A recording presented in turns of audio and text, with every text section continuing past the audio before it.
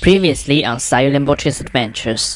Before coming to Dawson, I thought Jack London was a writer from England. It turns out that he's actually from San Francisco, California. Jack London wasn't even his real name. I mean, what kind of American writer names himself after a city in England? Don't you think it should be something like Jack Washington, Jack San Diego, that kind of stuff? And here's my take here. Bonjour, je suis Jacques Paris.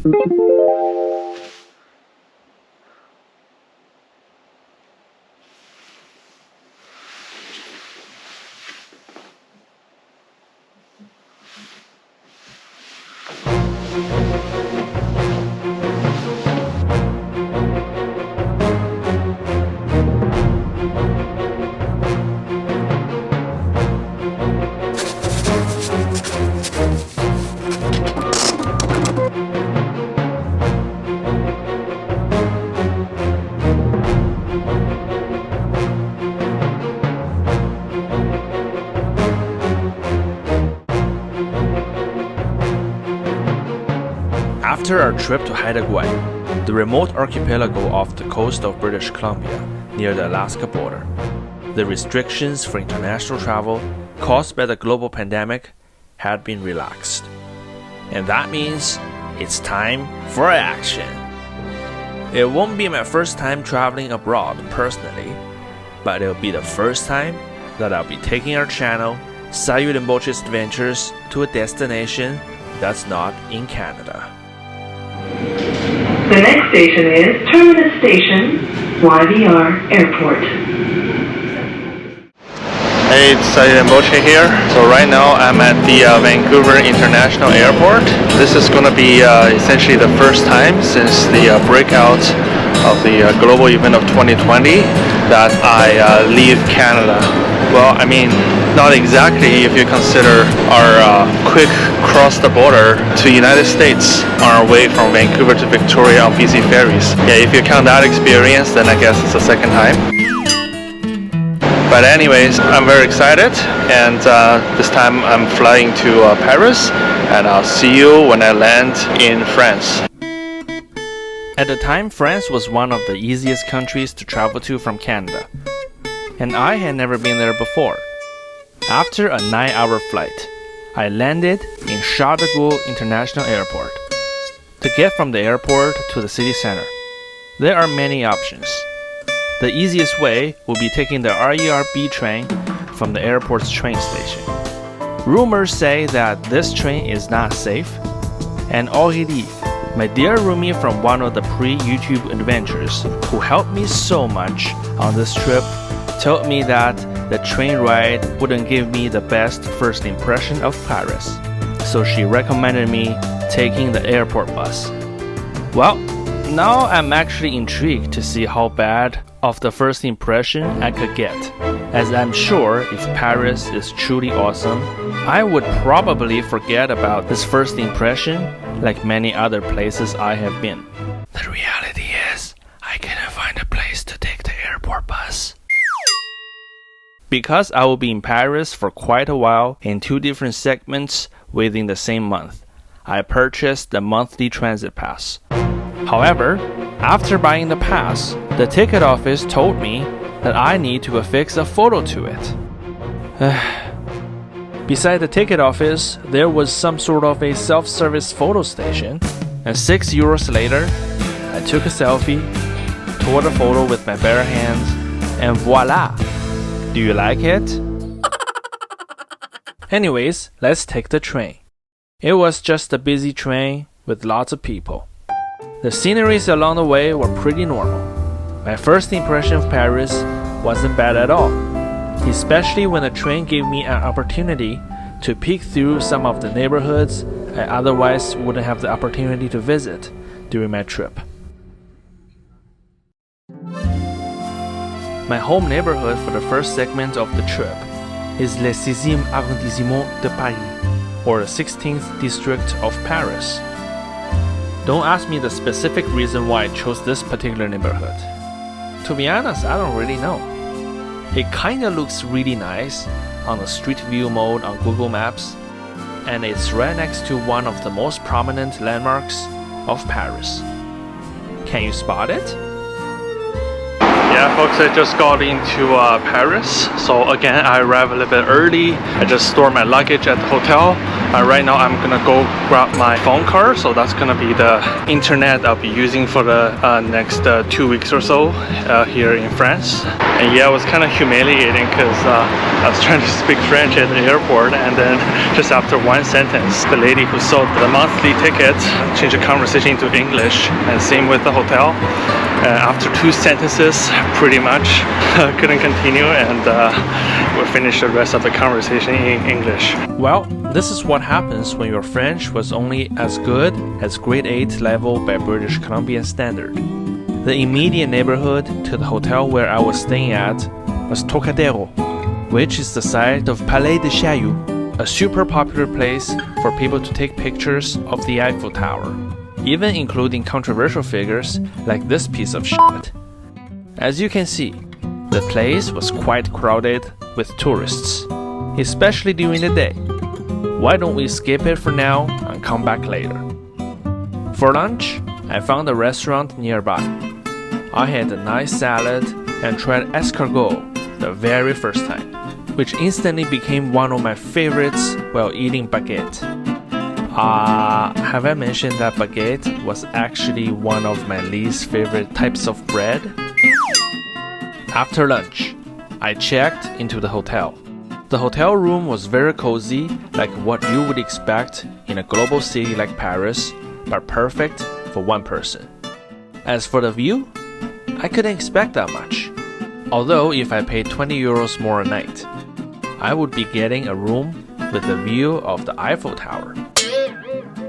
Sorry folks, I'm broke. If you really want to help out, don't send me any money. Just make sure you subscribe to this channel if you haven't already. This is more valuable than gold, and I thank you from the bottom of my heart. Anyways, now we're all set. Let's explore Paris together. Palais de Chaillot was still packed with tourists, so I went to a side street with much less people to enjoy the views of the Eiffel Tower.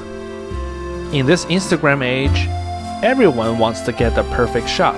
That is pretty much the same as what everyone else is taking.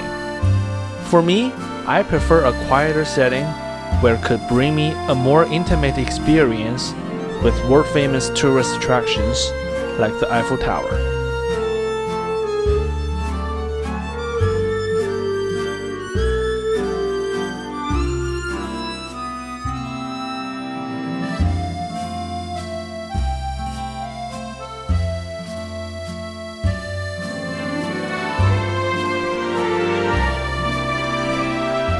Because I arrived Paris in the early morning, I was still very jet-lagged. I decided to just get myself familiar with the layout of the city rather than diving myself into one of the attractions in details right away. And guess what? There is another very famous landmark that's just a short walk away from my hotel as well.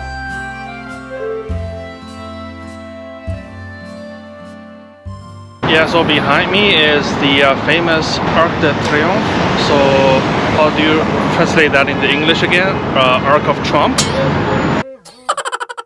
The area around Arc de Triomphe was very busy, and it was very hard to find a quieter place to enjoy the view like what I did with the Eiffel Tower. In fact, I got to see how Instagram-era tourists put themselves and also the locals in danger, as some people were trying to take pictures in the middle of a busy traffic circle. Right next to the Arc de Triomphe, there is a world-famous street, l'Avenue des Champs-Élysées. If there was one place that summed up my impressions of Paris by far, it had to be Les Champs. Super crowded, overflowing trash cans, and nothing really special. At that moment, I kinda hoped I was walking on the streets of St. Petersburg or Budapest, 2 amazing cities that ranked at the very top of Sayu Rinpoche's favorite cities list. But considering Paris was way more famous and popular than the other 2, plus that there must be lots of weekend getaway people from all over Europe in a city on a Saturday afternoon, it was only logical that there must be a crowd, and that crowd would produce a lot of garbage. Rather, what made me disappointed in Paris on my first day was the fact that nothing I had seen at that point really impressed me or made me say, wow. By the way, why the bike lane made of pebbles too?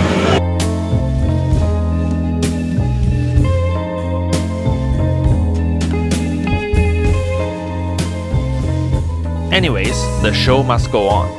Let's continue our walk down the Champs-Élysées. At one point, Les Champs became surrounded by a huge park.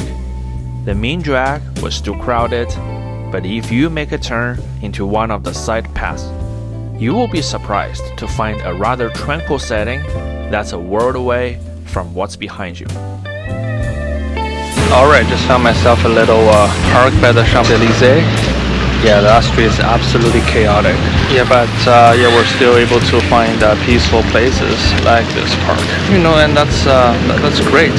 I'm just trying my best not to fall asleep. And of course, this little park, well, now I can take a break here, but the problem is I'm just feeling sleepy again. So I better get going.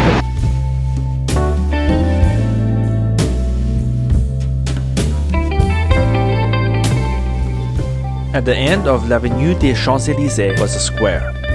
This is La Place de la Concorde, a major square in Paris. This now public space is famous for two things: its original Egyptian obelisk from the temple in Luxor, Egypt, and being the location where King Louis XVI was beheaded by something that he helped to invent, a guillotine, in the aftermath of the French Revolution. Prior to his death, King Louis XVI was imprisoned at the Palais des Tuileries, a former royal palace where he also lived.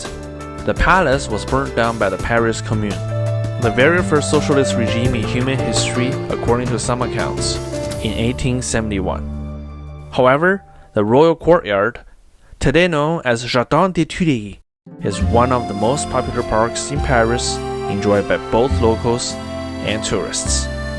A former royal garden, the place today is enjoyed by the public free of charge.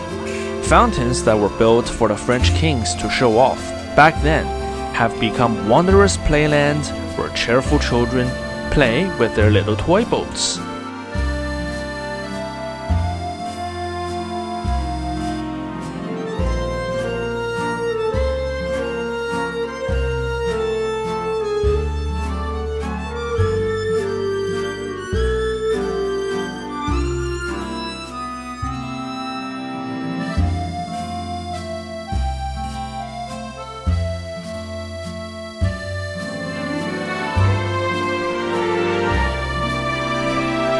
On the other end of the garden, you'll see a smaller Arc of Triumph.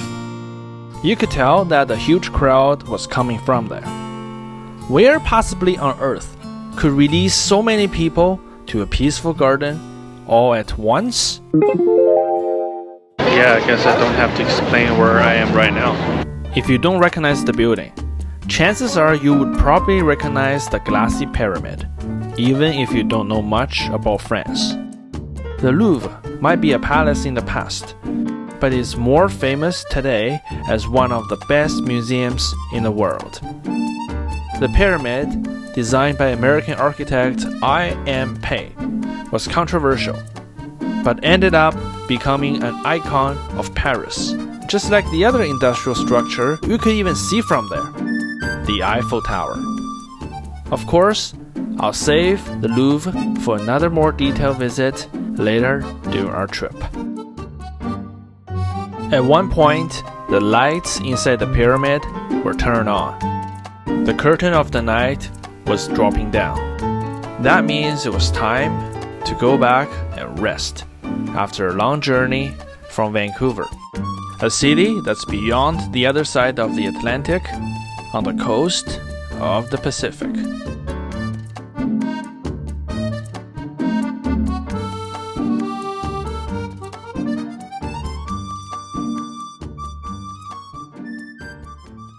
just actually realized Paris is pretty much like a larger and more chaotic version of Budapest. How come I feel like everything that I've seen so far, I've seen them in Budapest for some reason? Yeah, so I was trying to get some McDonald's for dinner, but the problem is the McDonald's I visited was for takeout only because my hotel is right next to the Eiffel Tower. So I've decided to bring the McDonald's I bought here, and then I'm gonna enjoy the picnic right in front of this icon of Paris.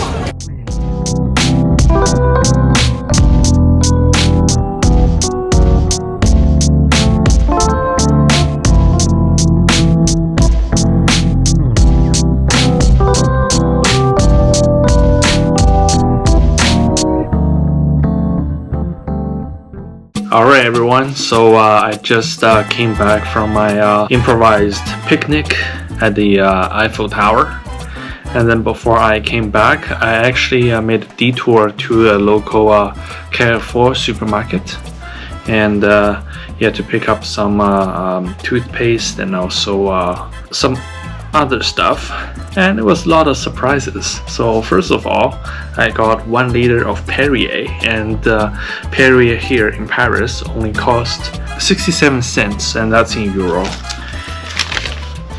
Here it is. Hey, yeah, of course there's something else. Here it says €1.46. You wanna guess what that is? Okay, so here we go. 3, 2, 1. Ta-da! This is definitely the cheapest French one I've ever seen, and they do have slightly larger packagings. They even have like a €3.50 on Bordeaux, but the problem is that I don't think the hotel has the cork opener, but this one has a little twisty cap. So, and guess what I'm gonna do right now, I'm gonna test this product to see whether what you would expect from something that only costs €1.46, or it's absolutely a steal that you can find nowhere else other than in France. Alright, so I've got a glass here, and of course I've got the wine here, and let's find out.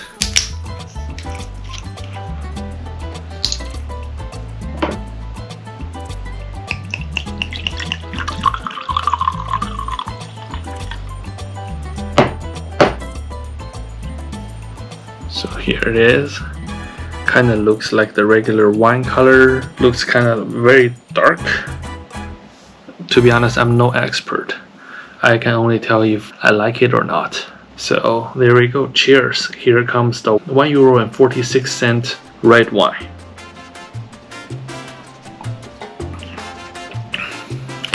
No, it's not bad. It's not bad at all. Tastes like the kind of Merlot that you would spend something like 10 Canadian dollars, or actually 15 Canadian dollars. I think that's the cheapest French wine I can find in Vancouver. So yeah, it's just a simple logistics, simple movement of goods, and the price just flipped. But for now, I'm still here. I'm gonna enjoy more of this. Cheers.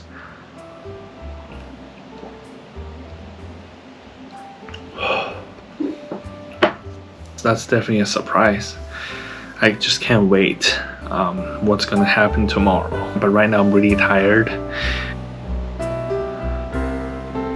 As you can see, that probably means goodbye and good night. What about the rest of the adventures?